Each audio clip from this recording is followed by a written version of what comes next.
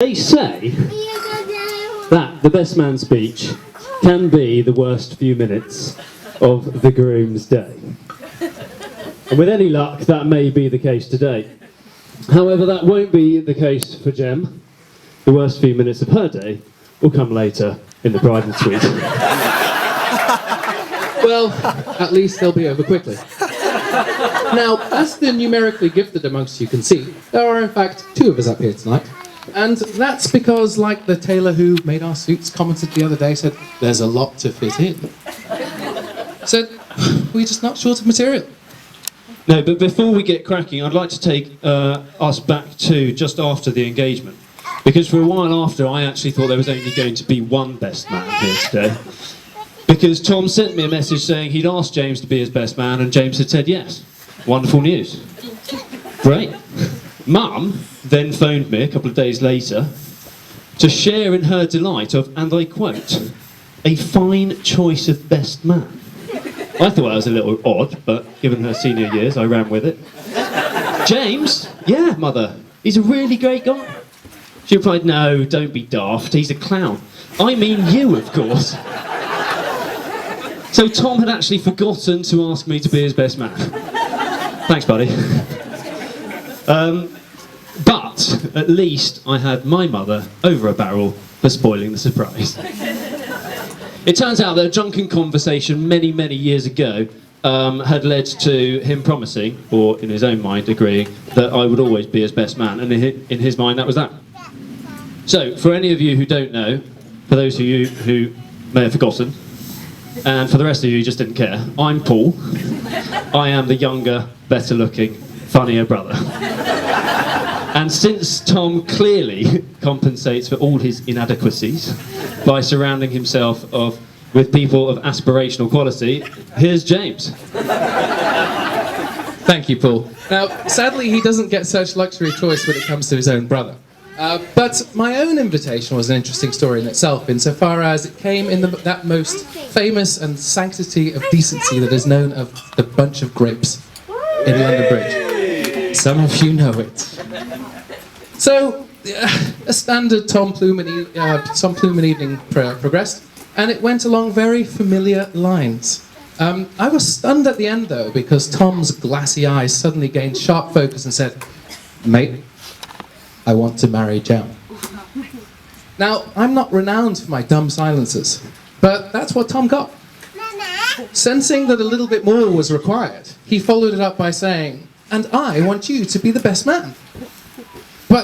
And at this point, Tom actually got up and went to the toilet. So there I was, reeling, really struggling, and Tom returned, continuing his sentence where he left off, unaware of the carnage that had ensued on the other side of the table. Said, but I've always promised my bro that he would be best man because he's my rock, and he said it tonight, he's his rock. So here we are.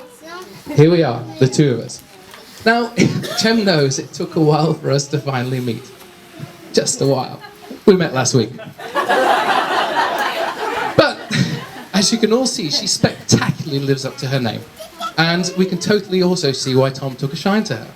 And her bridesmaids, I have to say, look equally sparkling. And thank you from the best man for the fantastic job you all did today.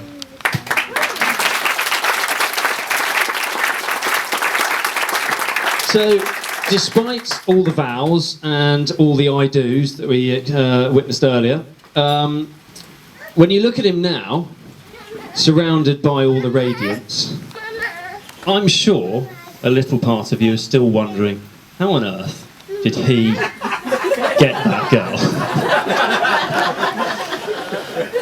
Now, he may have paid lip service to wearing her down over a number of dates, but with PPI claims all over the show and mis-selling so commonplace, I think Tom must have jumped on this bandwagon and seriously mis-sold his character and skill set in order to get where he is today.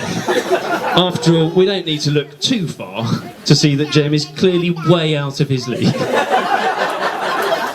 Now, we should all want to crack down on such mis-selling at any level. So I declare that Tom should stand trial for this most heinous crime.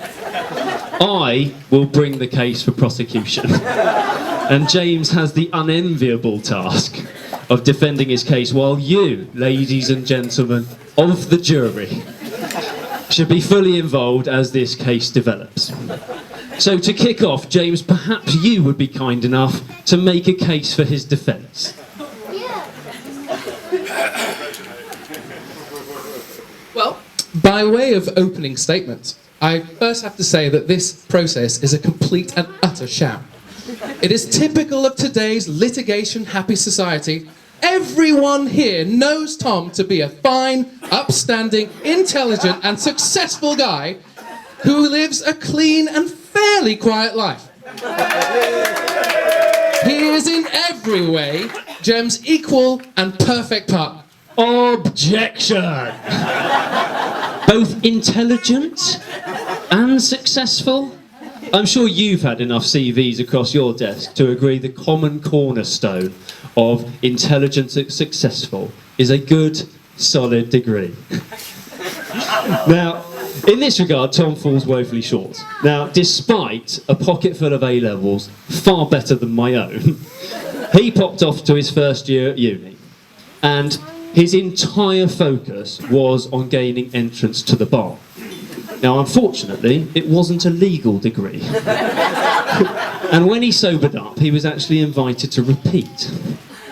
So he trotted off again, and midway through his first year, a lecturer called Mother to discuss Tom being stoned in a lecture. Now, sadly, this was not a biblical reenactment of the stoning of Simon.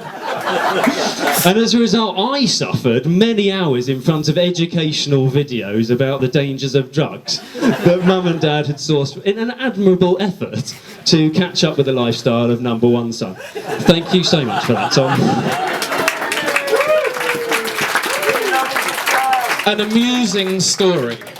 But that line of argument is insulting and not reflective of the intellectual colossus that this man is today. Are you suggesting that success can only be obtained if you go to university? In many ways, Tom was already complete and mature beyond his years and went skipping into the City of London, armed with verve and charm to build up a solid career. He made great friends along the way, such as the CQG crew, the Bunch of Breaks gang. Shout out when you got them, all right? And the TNS clique. You're a clique. Hey! He has a history of captivating people with his boundless wit and generosity at the bar. Ah yes, the bar once again. Returning to your original character reference of fine and upstanding chap, though, would it be reasonable to assume that he is now a largely sober character? My comments referred to Tom's largesse, not to any drinking habits. So he isn't a sober character? Objection! Leading question. Jury, come on, help me out here. Sober has multiple meanings depending on context. What do you think? Don't try and distract from the point by playing to the jury, James. Does Tom have a history of getting inebriated?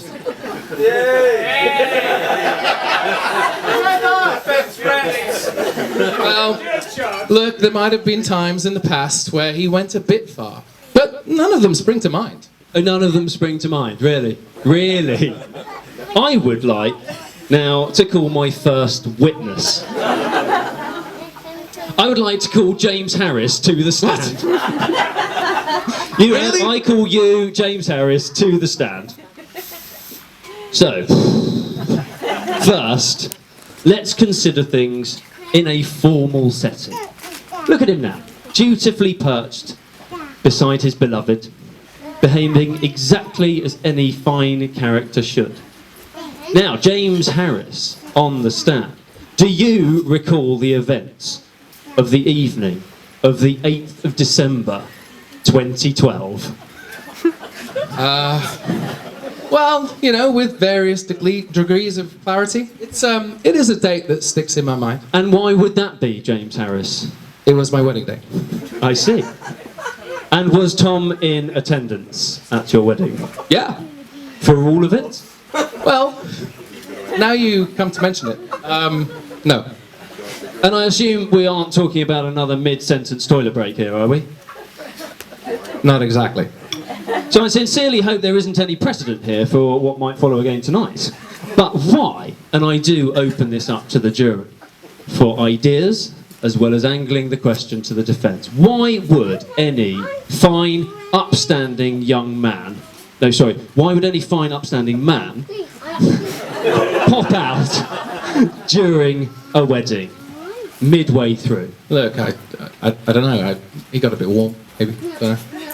Need a walk? A&E? Well, rumour had it he did leave the premises, I think. How long was he gone? Hour and a half. Perhaps to see a man about a dog? He's got friends all over town, surely, you know. He did come back and he was sick in a plant pot, though. Interesting. So, he left your wedding, came back and chundered on a plant. Well played. Perhaps some of your opening statements might have been grossly fabricated about his character. Mate, no more grossly fabricated than your hideous suit. Matching there, buddy. Anyway, moving on. I would now like to call my next witness. Great, let's get on with this. Let's go. I would like to call James Harris back to the stand. Fine. I would like to explore his character now in a more casual setting. As a great mate and wingman back in the day, part of your duties were to help Tom in his single days. Would that be fair? Well, you know, contrary to popular belief, it actually was a bit harder than it looked, you know, but some miracles are easier to pull off than others. So, did you ever perhaps arrange a blind date? Well, my wife and I, Janina, we discussed several, but there was one who we thought might fit the bill eventually, and I pointed out to Tom that I was introducing her at great personal risk. And so, presumably on the way, as every young man would, stopped off for a loosener? Yeah, look, you know, these things can be quite intimidating, you can get some nerves. Look, a pot of Dutch courage, who wouldn't have?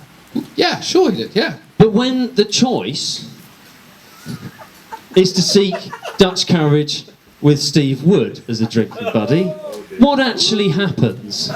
With Steve Wood?